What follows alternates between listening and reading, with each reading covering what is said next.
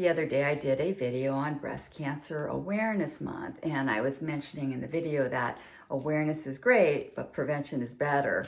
So I showed a list of 6 behaviors that have been scientifically validated to measurably reduce our risk. And the number one step is diet, which kind of makes sense. This is something we do 3 times a day, and we're putting things in our body, and they're definitely going to have impact on us for better or worse. So since diet's so important, let's consider what would be the healthiest diet in terms of cancer prevention. And we now know from the science and the research that that's a plant-based or plant-centric diet.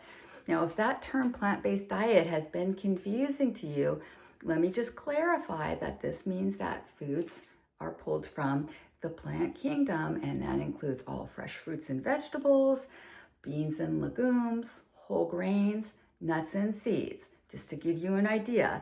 And now that you see those categories, you can imagine the plethora of foods and meals and dishes and snacks and treats that can be created from those components.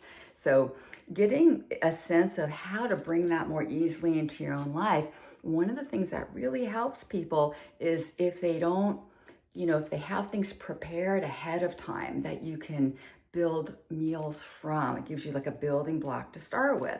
Couple good ideas would be if you prepare a pot of beans ahead of time, or a pot of quinoa or brown rice, and you just have those chilled and ready, you can kind of convert those into beautiful soups and salads and stews and all sorts of different dishes, and you're not really just starting from scratch. So that's an idea, and we'll talk about more ideas. And if you want a little inspiration, pop on over to the Raw Kiki Wellness site, and in my blog I have some really cool plant-based recipes that can get you started and get you excited about the prospect. So here's to you and your well-being today. Thank you for taking a moment with me.